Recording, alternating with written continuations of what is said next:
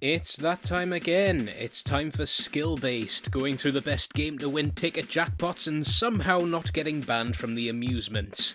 Our next game in question is Nerf Arcade. Nerf Arcade is another turret shooter just like Space Invaders Frenzy, and the turrets look awfully familiar, probably because it was made by the same company, Raw Thrills. The aim of this arcade game is to shoot as many targets and score as many points as possible within the time limit.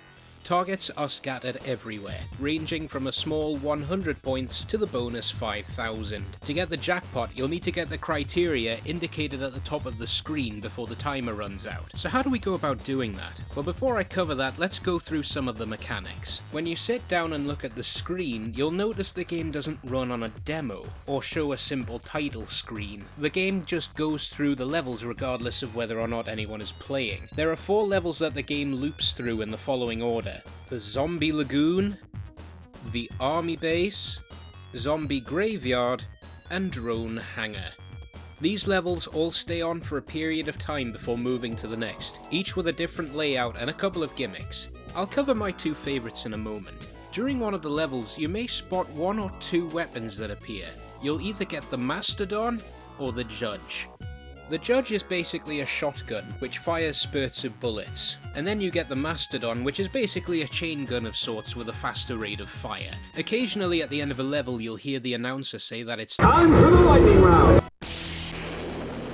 This is where you get a barrage of targets, typically the 1,000 point targets, appear and flooding the screen. Shoot as many as you can to heighten your score drastically. From what I've seen in regards to the jackpot, it can vary between a rather generous 115,000 to 170,000 or higher. If it's as low as 115k, you can definitely hit the jackpot. At about 160k or higher, you're gonna have trouble, and if it's anywhere like 200,000, I personally wouldn't bother. I'll demonstrate how to get the jackpot with a bit of gameplay, then explain how I did this afterwards. Right, so Zombie Lagoon is your best shot. We've got a really generous criteria here. 115 is nice and low. So what I do is I wait until 1, you see the 5,000 thing, so that's 1. Nerf I go for the third 5,000 point that comes up from that top left window. So that's been 1, that's 2. Press start to begin. Point in advance. Player 1, go! There's an unusual amount of points in this. I don't remember being this generous with points. Bullseye! So in this case, you can go for either the second or the third 5,000 point mark. Time for the lightning round. I usually start here as well because you get the lightning round, which gives you loads of 1,000 points. Get ready for Army Base. Gives you loads of points. Lock and load. Bonus. Nearly there.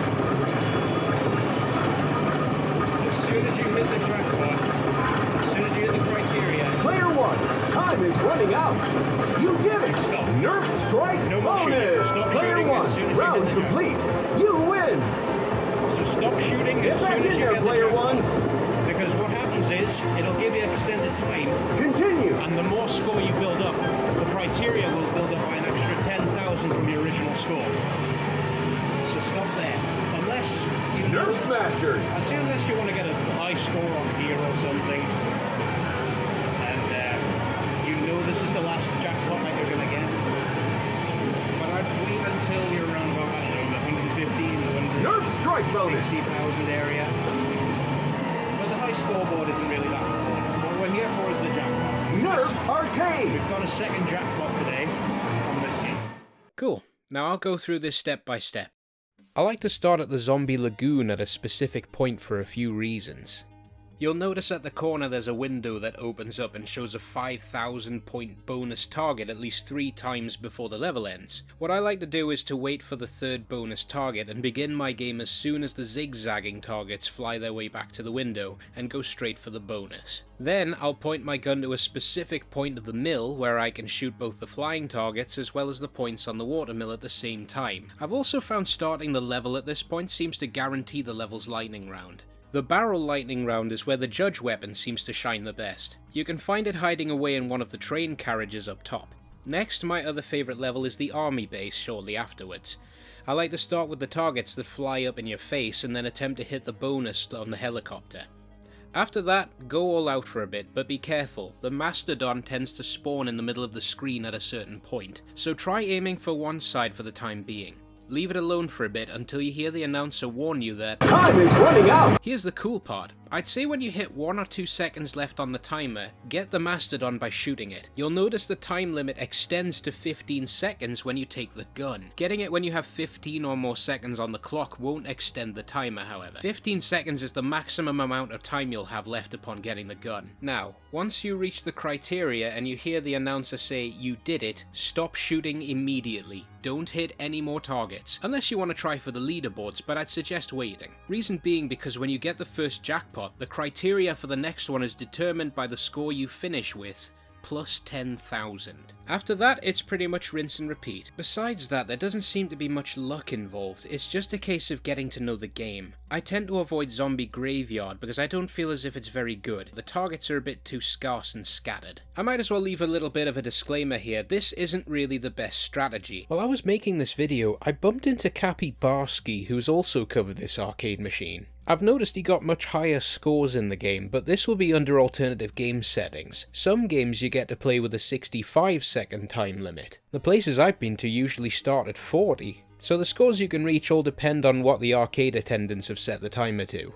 With a 65-second time limit, you could be able to hit more than one weapon to extend the timer, meaning you could get even more jackpots. So if you find a Nerf Arcade that has these settings to 65 seconds, I envy you. Well, that was short and sweet, but just like most of the games we'll cover here, the difficulty's going to vary depending on the criteria. The lower, the better, but it'll rise every time you score the jackpot by your final score plus 10,000. Each playthrough varies from what I've seen between 40 and 65 seconds depending on the timer. And unlike Space Invaders Frenzy, you don't have to wait until all of your tickets are given out to play again. You tend to get a good few jackpots from this game, but just be sure you're the first one at the arcade, otherwise there are going to be others who'll beat you to it. From what I've seen across different venues, the jackpot tends to vary from 250, 500, and very occasionally 1,000 tickets per jackpot. Well, that's all for this episode. Join us next time and we'll uncover more skill-based arcade games. Stay tuned, skill seekers.